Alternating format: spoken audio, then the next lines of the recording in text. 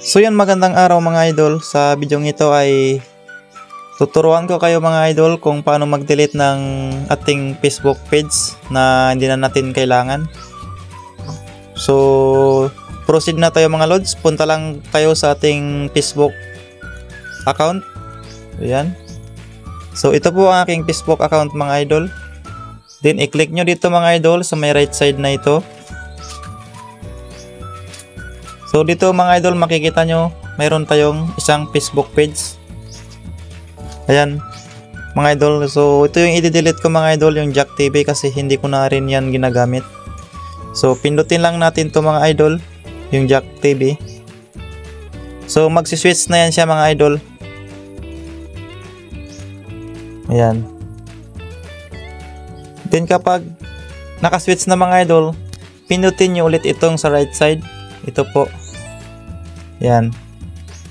Then hanapin nyo dito sa baba mga idol yung setting and privacy. Click nyo po yan.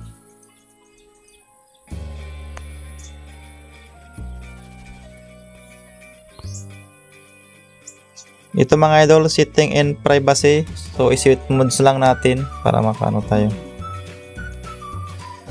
So ito ang pipindutin nyo mga idol, yung settings and privacy. Then pindutin ito mga idol yung settings. So hanapin nyo dito sa baba mga idol ang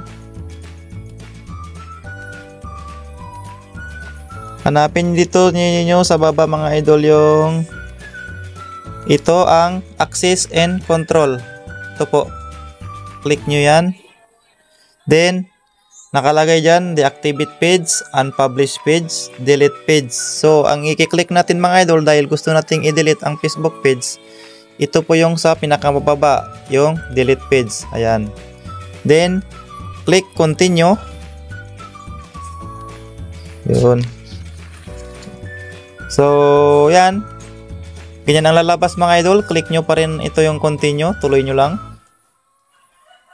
Then click ulit yung continue mga idol. Kung gusto nyo basahin, basahin nyo yan. Basta sa akin, continue lang.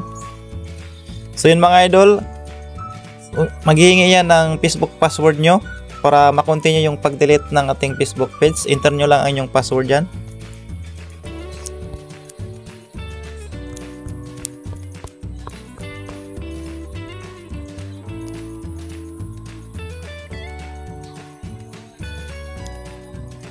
Kapag okay na mga idol, i-click nyo lang yung continue. Ay, so mali yung password ko mga idol, ulitin natin.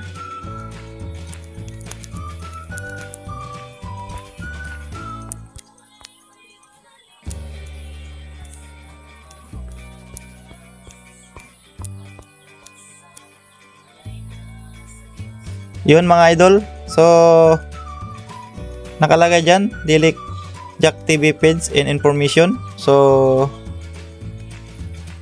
click lang natin ito guys. Continue na natin yung delete page. So click natin.